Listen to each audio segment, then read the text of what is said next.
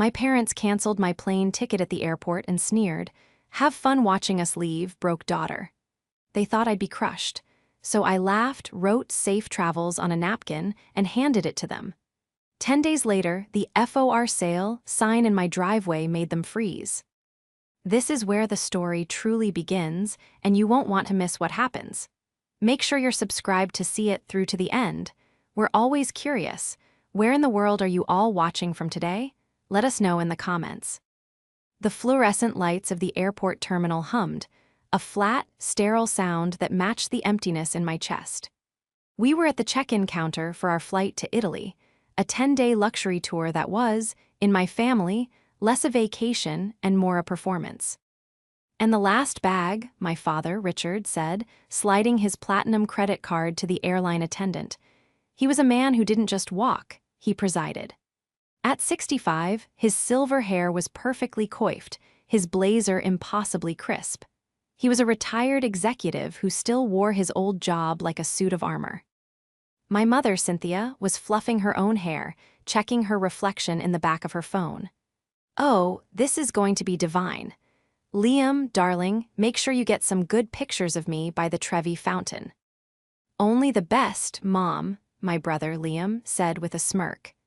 At 26, he was the golden child, a failed entrepreneur who lived off our parents' endless funding. He caught my eye from across the mountain of designer luggage and gave me a look of pitying condescension. I just stood back, my simple carry-on at my feet, feeling like a beige sparrow in a flock of peacocks.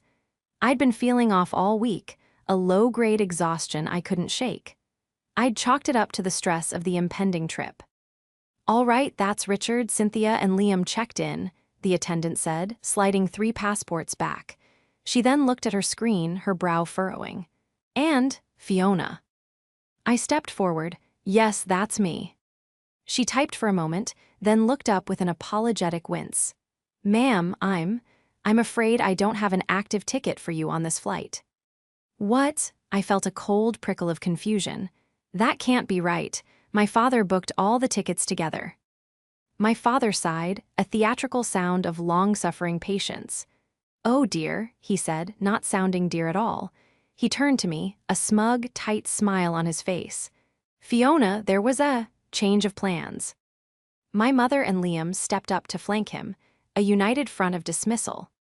"What change of plans?" I asked, my voice small. The hum of the airport suddenly felt deafening. "Your mother and I had a long talk," Richard said, his voice dropping into the lecture tone I'd known all my life.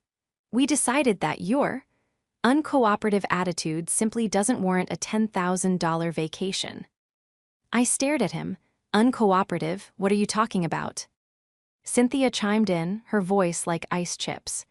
"You know exactly what, Fiona. We asked you for one simple thing. 1. Sign the papers to use the house as collateral for Liam's new business.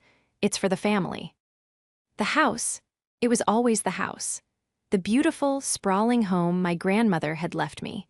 The home they all lived in, rent-free, while I occupied the small, converted attic space. "I told you," I said, my voice hardening despite the nausea rolling in my stomach. "I am not leveraging my grandmother's legacy for another one of Liam's can't-miss crypto art projects. It's too risky." "See," Liam scoffed, gesturing at me. "That's the attitude, Dad. Too risky. She's so afraid of her own shadow, she's holding the entire family back." "Exactly," my father said. He picked up his passport and tucked it into his blazer pocket. "We are tired of your ingratitude. You live under our roof." "I live in my house," I corrected him, my voice dangerously quiet.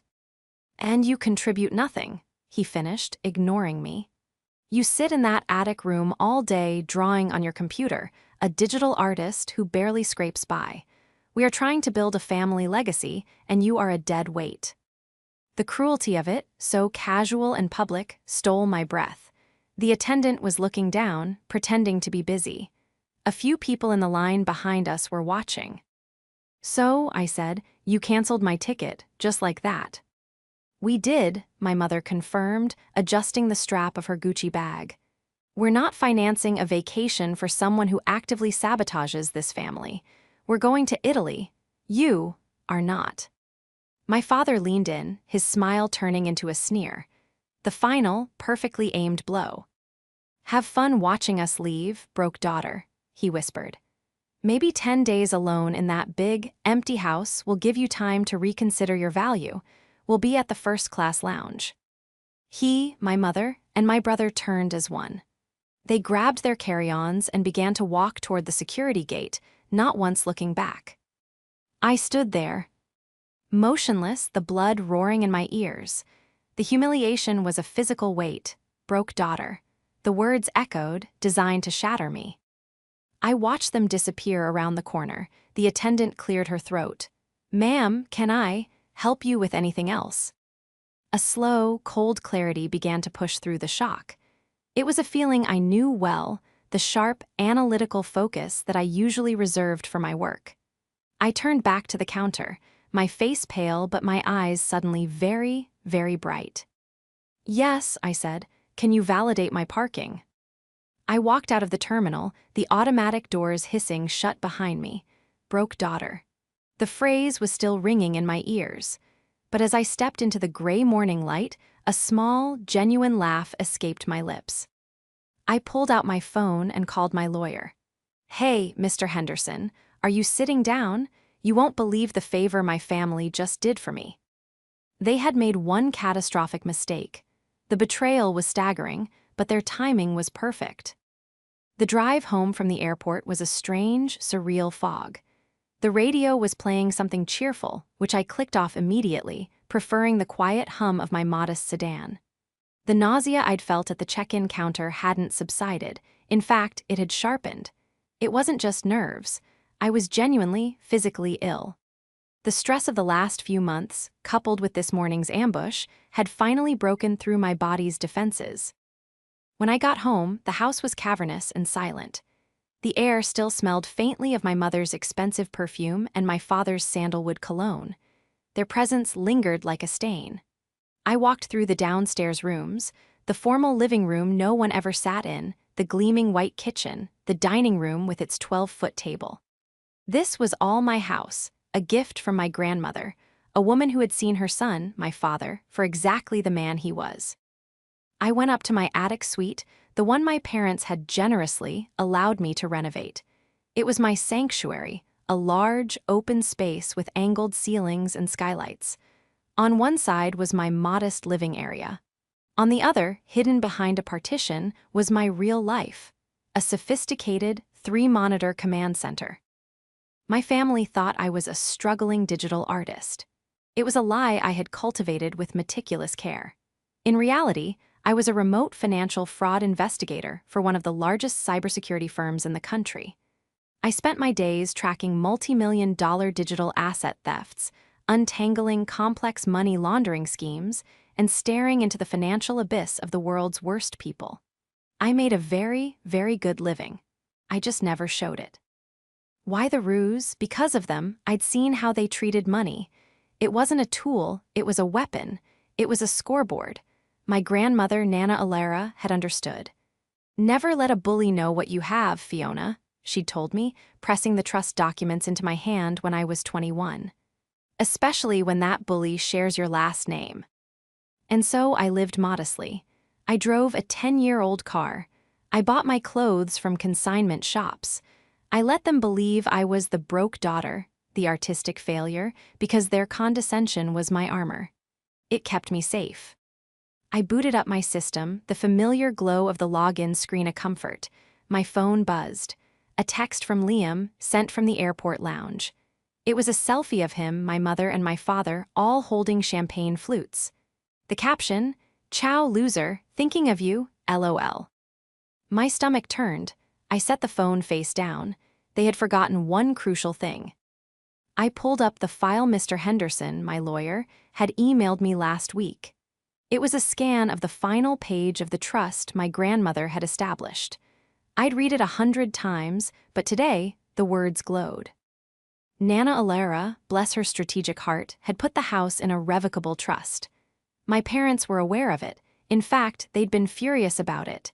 They knew I was the sole beneficiary. What they had conveniently, arrogantly forgotten, or perhaps never truly believed, was the birthday clause. The trust document stated, in no uncertain terms, that while I was the beneficiary, I did not have full, irrevocable control until a specific date. The property was to be managed by the executor, Mr. Henderson, until the beneficiary, Fiona Elizabeth Vance, shall reach the age of 30. My 30th birthday was in 5 days. They were going to be in Italy for 10. They had just left me, the broke daughter, alone in a house that would legally and irrevocably become mine, free and clear, long before they ever stepped foot on a return flight. They had handed me the perfect, uninterrupted window of opportunity. I picked up my phone again.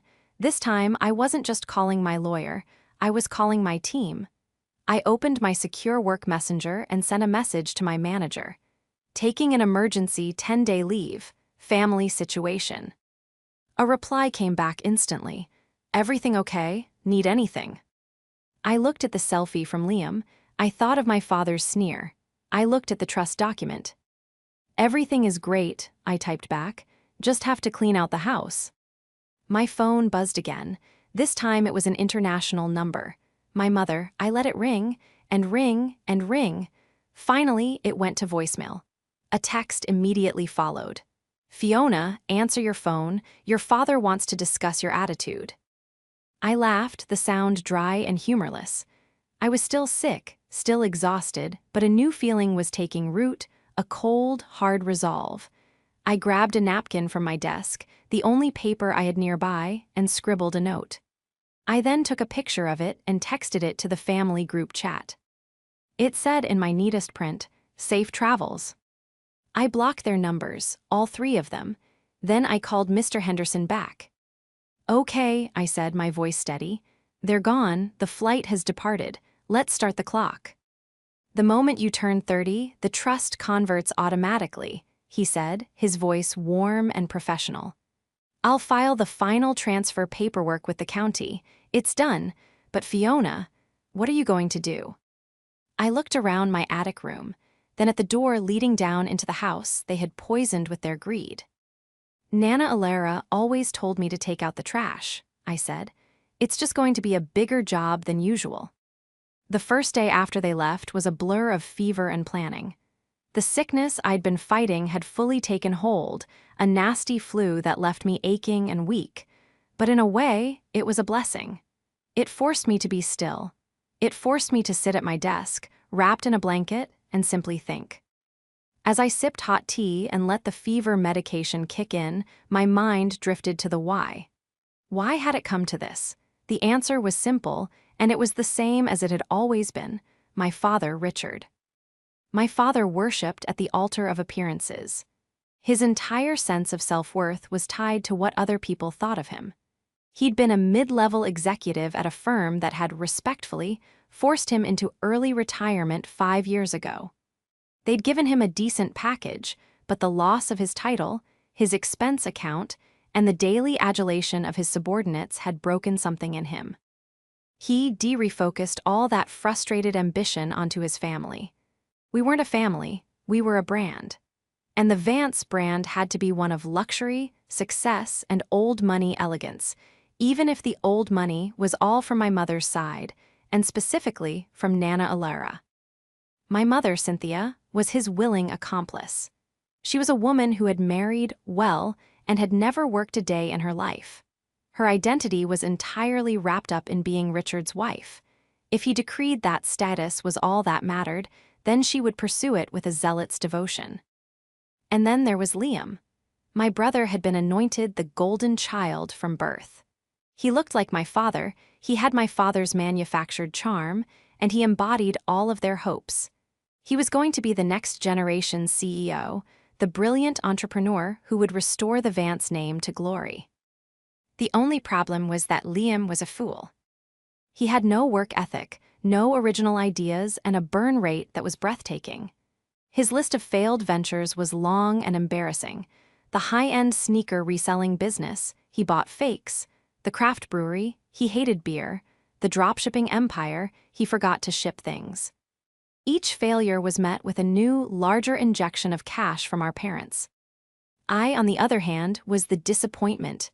I was quiet, I was introverted, I looked like my grandmother, not my mother, and worst of all, I was practical. I didn't perform. I'd spent my entire life trying to be invisible, but the house changed everything. When Nana Alara passed away and left me the house, the only real asset the family had, it was a declaration of war. My father had been in a silent, simmering rage ever since. For the last 3 years, they had lived in my house, treating me like an unwanted tenant. They suggested I move to the attic. They advised me on my career. And for the last 6 months, the pressure had become unbearable. Liam had a new idea, something about NFTs and luxury yachts, and he needed seed money. A lot of it. Fiona, just sign the HELOC application, my father had demanded at dinner 2 weeks ago. It's a simple signature. The bank has already approved it based on the house's value. No, I'd said, my voice quiet. What do you mean no? He'd snapped. I mean no, I'm not putting this house at risk. Liam's last business cost you $80,000. This is it's not a good idea. Liam had thrown his napkin down. You don't get it, Fiona. You have to spend money to make money. You're just a little mouse, counting your little pennies. This is the big leagues. Liam is right, my mother had chimed in, her voice dripping with disappointment. You are so small, Fiona. We are trying to build an empire and you're worried about a mortgage. It's just a house. It was Nana's house, I said, my hands tightening in my lap.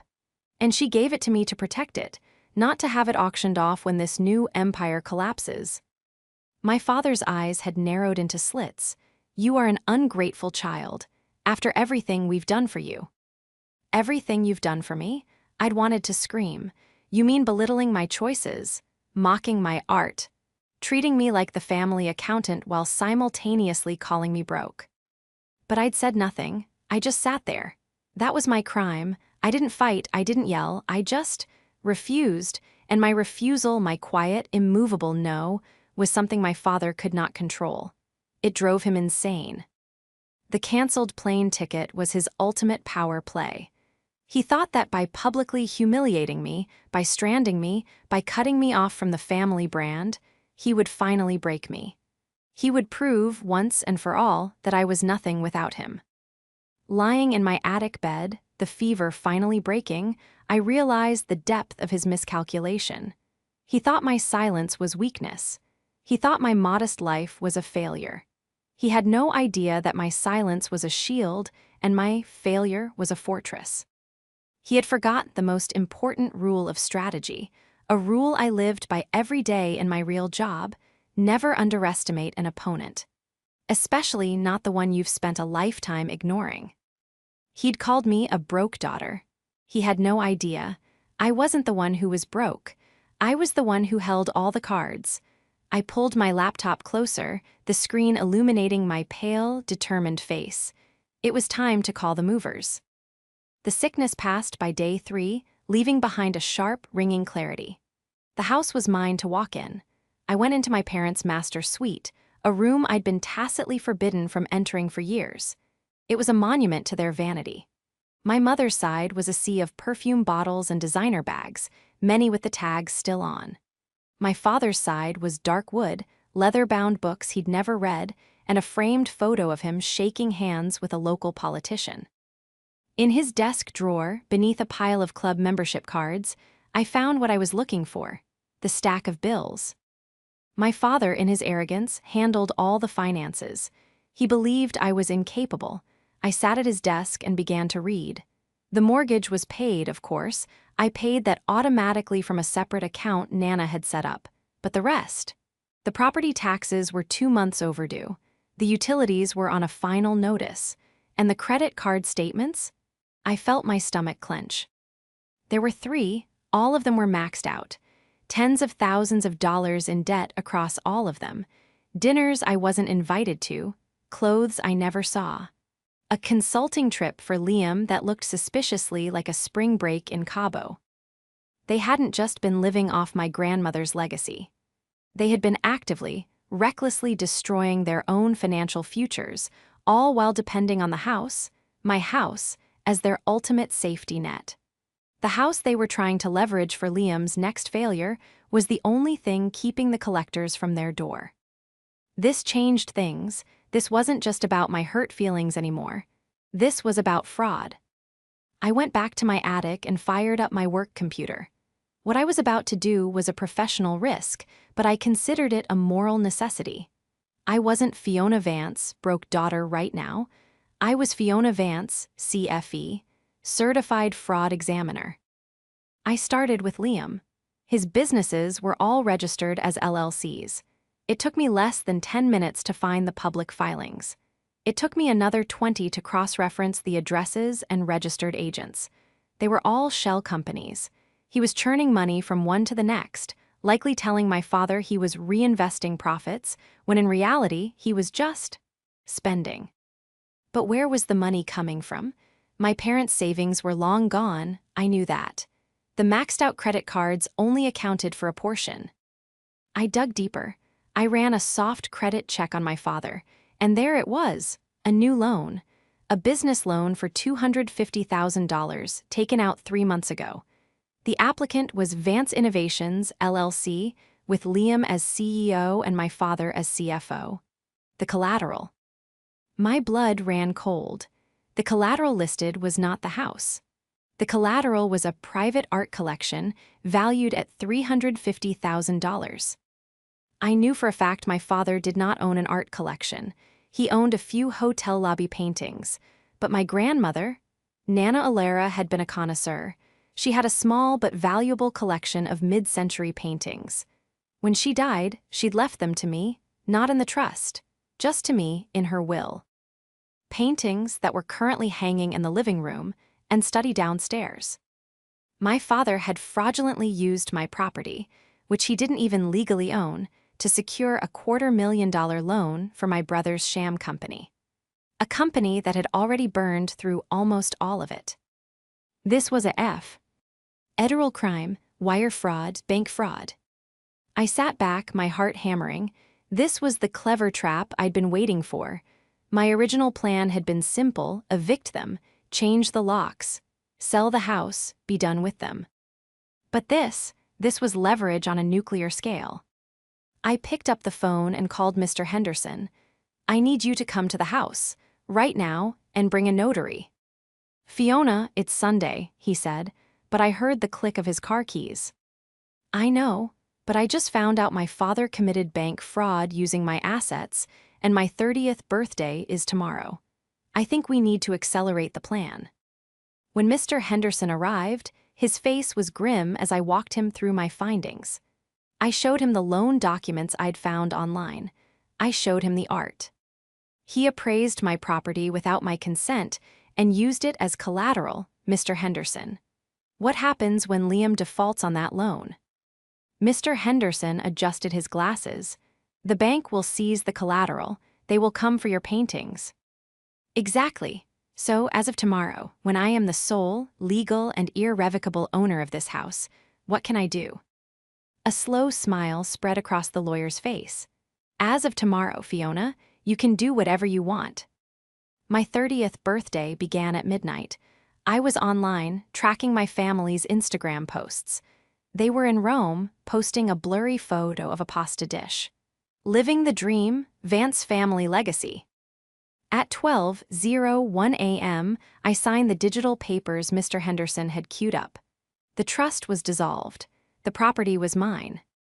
At 9:00 a.m., the first truck arrived. It was not a moving truck. It was an art appraisal and transport service. Please pack and crate every painting on this list, I instructed the white-gloved professionals. They are being moved to a secure, climate-controlled storage vault today.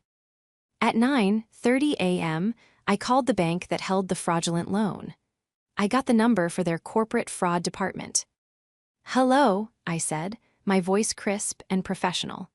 My name is Fiona Vance, and I need to report a significant case of collateral fraud regarding loan number. The rest of the day was a blur of activity. The art was removed. I called a high-end estate sale company. I called a cleaning service. I called a locksmith. And finally, I called a moving and storage company. Yes, I said, looking at the mountain of designer clothes in my mother's closet. I have a 5-bedroom house. I need everything packed and moved out. And I mean, everything. Day 7. The house was an echoing maze of boxes. The estate sale team had been through, tagging furniture, art, and rugs. The art transport service had confirmed my grandmother's paintings were secure in a vault. The cleaning crew had scrubbed every surface, removing the faint, lingering scent of my parents. And the bank's fraud department was enthusiastic. They had already frozen the Vance Innovations account and were launching a full investigation. I was sitting on the floor of my empty attic, eating takeout pizza from a box when my laptop pinged. A video call request. It wasn't from a blocked number. It was from a new international prepaid number. They were getting creative. I sighed, wiped my hands, and clicked accept. My father's face filled the screen. He was on a hotel balcony, the Amalfi Coast glittering behind him. He looked tan, relaxed, and furious. "Fiona," he barked without preamble, "what is this nonsense? Your mother and I have been calling for days." "I know," I said calmly, taking another bite of pizza. "I've been busy." "Busy? Busy doing what? Sulking in your room?" he scoffed. "And what was that ridiculous text you sent? Safe travels. Your mother was very hurt by your sarcasm." "It wasn't sarcasm," I said. "I genuinely hoped you would have a safe trip. I didn't want anything to interrupt your vacation." He narrowed his eyes. He wasn't used to this version of me. He was used to the quiet, retreating Fiona. This calm, pizza-eating Fiona was new, and it unnerved him. "Well, your little stunt failed," he said. "We are having a wonderful time, but we've decided to be merciful. We're willing to forgive you for your attitude at the airport. All you have to do is call the bank, approve the HELOC for Liam, and we'll consider the matter closed. We might even bring you back a souvenir." I almost laughed. "A HELOC? Dad, I think you have bigger problems." Just then, my mother's face squeezed into the frame, her hair wrapped in a towel. "Fiona, darling, tell your father to stop shouting. What is going on with the credit cards? My card was declined at the boutique today. It was mortifying." "Was it?" I asked, feigning surprise. "That's so strange. Maybe you hit your limit." "Don't be ridiculous," Cynthia snapped. "Your father handles the limits. Richard, tell her to fix this." My father's face darkened. "She's right, Fiona. The Vance Innovations account is frozen. The bank won't tell me why. They said something about a complaint." "Did you do something? Did you, in some childish fit of pique, call the bank?" "I did," I said, setting the pizza box aside. "I called the bank that you and Liam used to get a $250,000 loan." My father's tan face went pale. That is a private business matter. It has nothing to do with you." "It has everything to do with me, Dad. You see, the collateral you used for that loan, the private art collection, that was my property. Property left to me, and only me, by Nana Alera." My mother's hand flew to her mouth. "Richard, what is she talking about?" My father's eyes darted off screen. He was trapped. It was a misunderstanding, a clerical error. The paintings are part of the house, Fiona. They are a family asset." "No, Dad," I said, and my voice was suddenly as sharp and cold as steel. "They are my assets, and using them to secure a loan without my knowledge isn't a clerical error. It's bank fraud. That's the term the investigators used anyway. They were very interested in Vance Innovations, LLC." My father looked like I had physically struck him. He was speechless. What did you tell them?" he finally stammered. "I told them the truth," I said. "That the owner of the collateral had no knowledge of the loan and that the paintings were, as we spoke, being moved to a secure vault. The bank was very grateful. They don't like being defrauded." My mother started to make a high-pitched E sound. You traitor," my father roared, his composure shattering. "You would destroy your own family. You would ruin your brother's future over a few ugly paintings. They're not just paintings, Dad. They're my grandmother's legacy. A legacy you tried to steal to fund Liam's latest fantasy. And you thought I was so stupid, so broke and powerless that I would just— What? Not notice. I stood up and walked the laptop over to the attic window, which overlooked the long, curving driveway. The sun was setting. You seem to have forgotten something very, very important, I said, my voice soft now. What? He whispered, his face a mask of dread. My birthday. It was 2 days ago. I'm 30. The confusion on his face was almost comical. What? Happy birthday? What does that have to do with anything? The trust, Dad, I said, letting the silence stretch. The birthday clause. The one Nana Alera put in to protect the house from you. The clause that said on my 30th birthday, the trust dissolves and I become the sole, irrevocable owner of the property. No executor, no co-signers, just me. I watched the realization dawn, a slow, sickening wave of horror washing over his features. He knew. He had known, and he had forgot. Or, more likely, he'd believed it would never hold up. Fiona, he said, his voice a desperate, wheedling thing I had never heard before. Fiona, don't be hasty. We can sort this out. There's nothing to sort out, I said. You're in Italy, I'm here, I'm just cleaning out the house. What did you do? My mother shrieked, grabbing the phone. Fiona, what did you do? I'm securing my assets, I said. Which, as it turns to, includes the house you live in. I have to go, I have a moving truck arriving in the morning. Have fun in Florence. Don't let your cards get declined again. Oh, wait. I ended the call. I sat in the silence of the empty attic, my heart pounding. The threats would come next. The pleading, the love bombing, but it was too late. The machine was already in motion. The next 3 days were an exercise in logistical warfare. The moving company I'd hired was efficient, professional, and blessedly non-judgmental. They packed every porcelain figurine, every leather-bound book, every designer suit and silk blouse. They dismantled the 12-foot dining table. They rolled up the Persian rugs that my father so loved to boast about. My parents, predictably, went nuclear. My phone, which I had unblocked to monitor the chaos, was a constant stream of vitriol. It started with my father. You are a disgrace. You will undo this immediately. I have called our lawyer, and he is going to have you disowned. I laughed. His lawyer was Mr. Henderson, who was currently on retainer for me. Then came my mother. Fiona, my baby, you are not well. The stress has made you sick. Please stop this. We can talk about it. I'll make your father apologize. Just let us come home. Please, darling, I love you. This one gave me pause. The old, familiar guilt twisted in my stomach. But then I remembered her face at the airport. The cold, triumphant look in her eyes as she'd walked away. This wasn't love. This was damage control. The most pathetic and most revealing messages came from Liam. Fiona, you have to stop this. The bank took all my money, all of it. I have $50 in my account. This isn't funny. This was my big break. He was followed by, you're a jealous hag. You've always been jealous of me. You're just mad no one loves you. Dad's goy. NG to sue you for everything you have. I didn't reply to a single one. Instead, I built my case. Mr. Henderson's office prepared the eviction notices. They were ironclad, citing not just my ownership, but the occupants, willful destruction of assets and history of financial malfeasance, which sounded much better than my dad stole my paintings. He also filed for a temporary restraining order, citing the fraudulent bank loan and the history of financial abuse and intimidation. It would keep them from being able to approach me or the property, giving me the space I needed to sell it. This is going to be messy, Fiona, Mr. Henderson warned me over the phone. They will fight this. They will paint you as an ungrateful, unstable daughter. Let them, I said, watching the movers load my mother's vanity into the truck.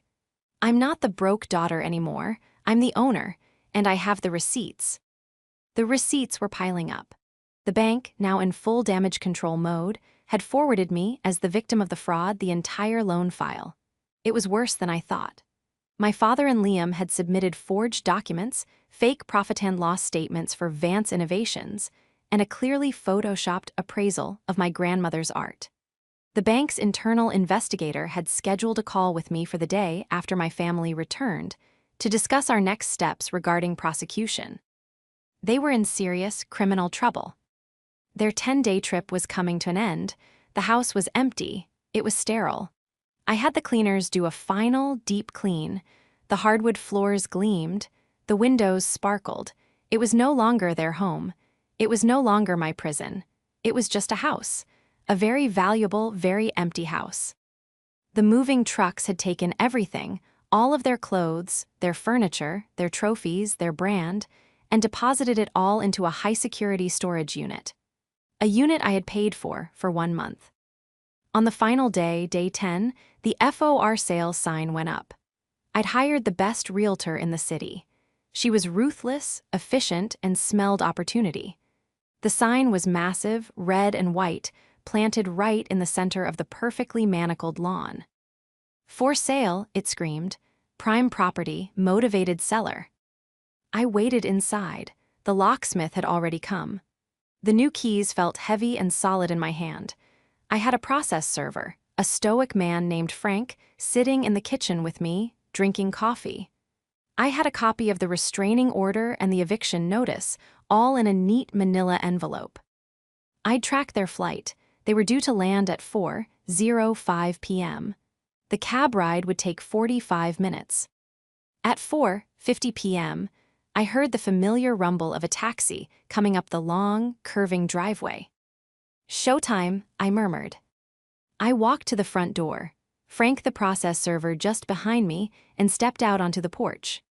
The taxi pulled up the driveway and stopped, its engine idling. For a moment, nothing happened. I could almost feel the confusion radiating from the car. This wasn't the triumphant return they had planned. The back door opened, and my father got out. He stood there, his expensive travel suit rumpled, a look of profound, disbelieving confusion on his face. He stared at the FOR sale sign. His gaze traveled from the sign to the empty windows and then, finally, to me. I was standing on the porch, my arms crossed, holding a set of new keys. I was wearing a simple black dress, my hair was pulled back, and I had never felt taller. Cynthia and Liam tumbled out after him, dragging their carry-on luggage. "Richard, what is that?" Cynthia's voice was shrill. "What is that sign? Why is it, Richard?" "Fiona," my father roared. It was the last bluff of a desperate man. "What is the meaning of this? You take that sign down, right now." He started to march up the walkway, his face puce. "I wouldn't," I said, my voice calm and carrying easily in the afternoon air. "You're not allowed on this property." "Not allowed?" He stopped, bewildered. "This is my house." "No," I said, holding up the new keys.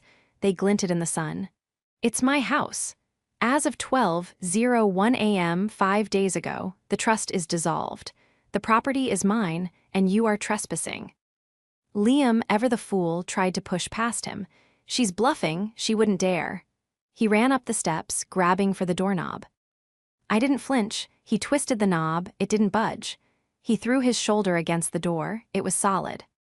"The locks have been changed, Liam," I said. "This is Frank," I continued, gesturing to the man beside me. "He's a process server, and he has some papers for you." Frank stepped forward, his expression bored, and offered the manila envelope to my father. "Richard Vance." My father just stared at him, breathing hard. "You've been served," Frank said, dropping the envelope at his feet when he refused to take it. He then handed separate ones to Cynthia and Liam. "What is this?" Cynthia whispered, her hands trembling as she opened the seal. A restraining order. Eviction, what does this mean?" "It means," I explained, as if to a child, "that you have to leave. You are legally barred from coming within 500 feet of me or this property." My father finally found his voice. It was a strangled whisper. Where is our stuff?" "Your stuff?" I asked. "You mean the designer clothes, the Art Deco furniture, the souvenirs from a lifetime of living beyond your means? It's all safe. It's in a storage unit, paid for by me for 30 days. After that, the bill is yours. The address and the key are in that envelope." My mother let out a sound, a wounded animal cry, and her knees buckled. She crumpled onto her designer suitcase. "Our things? In storage? Like common people." The sheer, unadulterated snobbery of it, even in her moment of ruin, was breathtaking. "But where will we go?" Liam asked, his voice cracking. He looked, for the first time, like the 26-year-old child he was. "We have no money, you froze the accounts." "That wasn't me, Liam. That was the bank's fraud department," I said. "And they are very interested in talking to you and Dad about that $250,000 loan, the one you secured with my art. They're calling it wire fraud and bank fraud. Those are federal offenses." This was the final blow. My father visibly staggered. The fight drained out of him, replaced by a gray, ashen terror. He finally understood. This wasn't a family squabble. This wasn't a lesson. This was the end.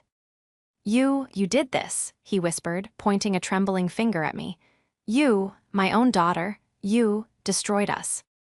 "No, Dad," I said, and my voice was clear, strong, and free of the tremor I'd lived with my entire life. "You destroyed yourselves. You did it with every maxed-out credit card, every fake business, every sneer, and every lie. You just assumed I'd be the broke daughter forever, your little digital artist who would clean up the mess and pay for your lives." I stepped back toward the door. "You had 10 days in Italy. You should have stayed. The taxi is still here. I suggest you pay him." My mother began to sob, great racking sobs. Liam just stared at the house, his mouth open. My father looked at me. His eyes, which had always been so full of arrogance and dismissal, were now hollow. He saw me, really saw me for the first time, and he saw that he had lost. I watched them, the peacocks suddenly featherless. "Have fun watching us leave, broke daughter," my father had said. I looked at the three of them, stranded in the driveway of a house that was no longer theirs, with their suitcases, their eviction notices, and their impending criminal charges. I turned around, walked into my house, and locked the door. The silence that descended after the taxi finally drove away was the most profound peace I had ever felt. The aftermath was, as Mr. Henderson had predicted, messy. But it was a mess I was fully equipped to handle. My parents and Liam, left with no other options, went to a hotel. Their brief stay was funded by my mother pawning a diamond tennis bracelet. They hired a lawyer, a cheap, aggressive man who immediately filed a countersuit, claiming I had exerted undue influence on my grandmother and that the trust was invalid. It was thrown out of court in a single hearing. Mr. Henderson simply presented the trust documents, my grandmother's signed affidavits of mental competence, and a detailed record of my father's 10-year history of trying to access my grandmother's funds. The judge didn't just dismiss their case. He warned their lawyer about filing frivolous lawsuits. The real trouble for them was the bank. The fraud investigation was swift. Faced with a mountain of evidence, the forged appraisals, the fake P and LS, the testimony from me, the bank had no choice but to act. They were going to make an example of Vance Innovations. My father and Liam were indicted. It was a quiet, pathetic end. My father, in a desperate attempt to save his golden child, took the fall for everything. He pleaded guilty to wire fraud and bank fraud in exchange for Liam's charges being reduced to a misdemeanor and probation. Richard Vance, the man who lived for his reputation, was sentenced to 18 months in a minimum security federal prison.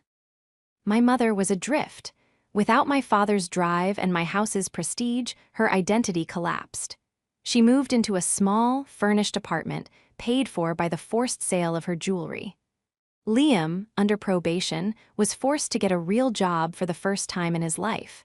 He ended up working in the stockroom of a big-box electronics store.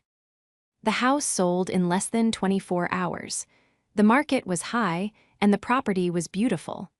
The sale closed for $50,000 over asking. I never spoke to them again. My mother sent a few tear-stained, manipulative letters, which I returned, unopened. My real life, the one I had hidden for so long, finally began. I took the proceeds from the sale and my own significant savings, and I left. I moved across the country to a small coastal town where no one knew my name. I bought a modest, beautiful home with a view of the ocean. I kept my grandmother's paintings, hanging them in a sunlit studio where I, ironically, took up digital art, this time, for real, as a hobby. I still work as a fraud investigator. I'm one of the best in my field. I lead a team now, and I teach seminars on financial forensics. I still live modestly, not out of fear, but out of preference. My life is quiet, stable, and mine. Sometimes I think about that day at the airport. The casual cruelty of my father's broke daughter comment. He meant it to be a curse. He meant it to be an anchor, a final, definitive label of my worthlessness. But he was wrong. It wasn't a curse. It was a release. In that moment, he and my brother, they didn't just cancel my ticket. They canceled my obligation. They canceled my guilt. They cut the last, frayed rope of family duty that had kept me tied to them. They thought they were leaving me with nothing.